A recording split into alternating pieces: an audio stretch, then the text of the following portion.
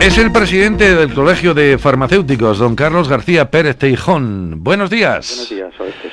Don Carlos, le llamo porque ya sé que la semana pasada se celebró el Día de los Farmacéuticos, el Día Mundial del Farmacéutico, con el eslogan "Tu farmacéutico te asesora en el uso responsable de los medicamentos".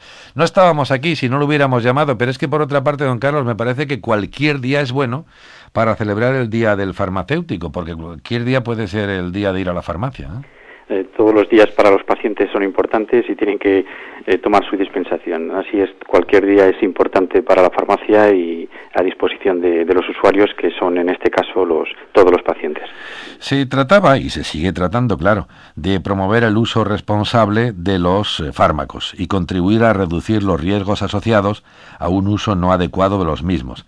De tal manera que el dato estadístico indica que 1 de cada 3 pacientes que acuden a urgencias de un hospital lo hace por problemas ocasionados por la medicación. A mí me sorprende mucho, pero creo que es así.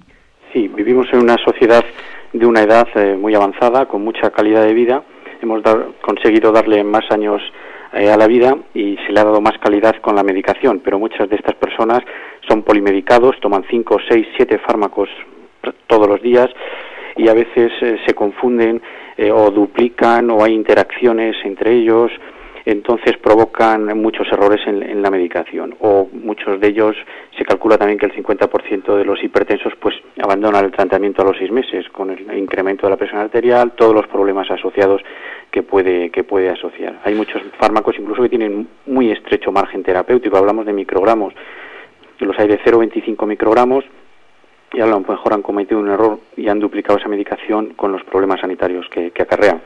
Me parece sumamente importante. Estoy pensando en las personas mayores, que son muchas, que nos escuchan a esta hora, y hacia ellas va fundamentalmente el mensaje. Tengan en cuenta que no consiste en ir al médico todos los días, que hay quien lo frecuenta, porque le duele en cualquier parte, cuando le van a recetar casi por obligación algo que a lo mejor luego le sienta mal. Hagan esa reflexión, es decir, no todos los medicamentos son buenos, porque en el sentido de que puede provocar un malestar derivado de una alergia, supongamos, porque como indicaba don Carlos, es que han tomado más o menos de la dosis establecida, porque suspenden la medicación cuando en un momento creen que ya es suficiente, etcétera. Por tantos motivos le pueden ocasionar un trastorno, ¿le parece? Claro, por eso incidimos en que en este día queremos trasladar a la sociedad que conozca para qué es el fármaco, cuándo tomarlo, cuánto tomarlo, cómo tomarlo y cuánto tiempo tomarlo, porque creo que vemos que son cuestiones básicas que se deben conocer y que el farmacéutico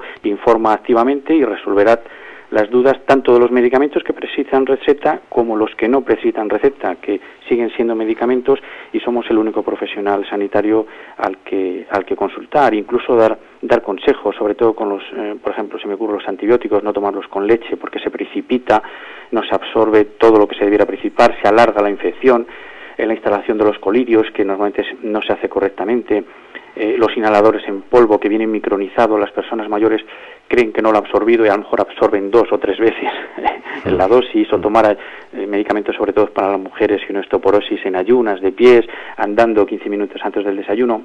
Todo esto, el farmacéutico, además estamos trabajando en proyectos dirigidos a optimizar los tratamientos en colaboración con la conserjería, como el ADCON, o también tenemos pensado ahora trabajar sobre el sistema personalificado de dosificación, que evitaría muchos errores de este tipo.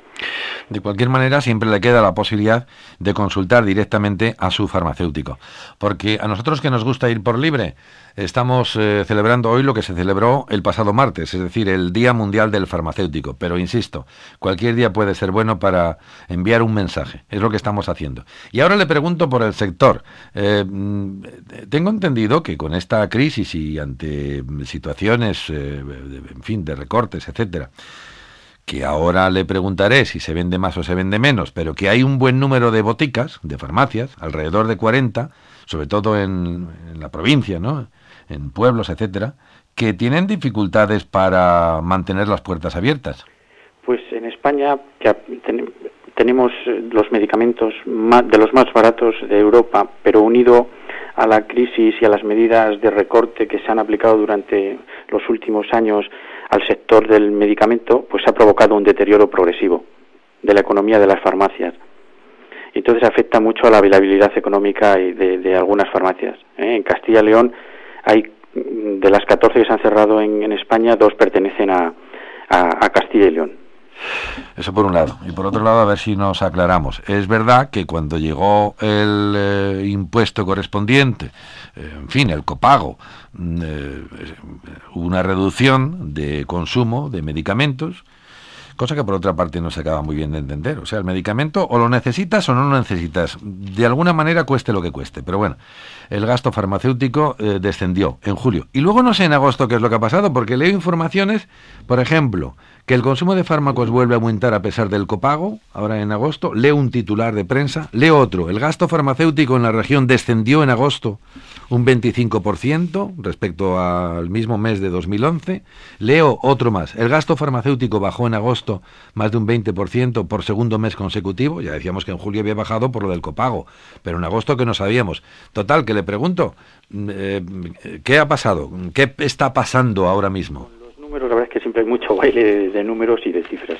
La realidad es que en el mes de junio, antes de que empezara el Real Decreto 16 del 2012, lo del copago, pues hubo un pequeño incremento, más que pequeño, leve incremento. No hubo ningún caso acopio de fármacos. En cambio, en el mes de julio, cuya facturación se hace al final del mes de julio, el descenso respecto al mes anterior fue de un 34%. Es un descenso brusco, muy grande, muy grande.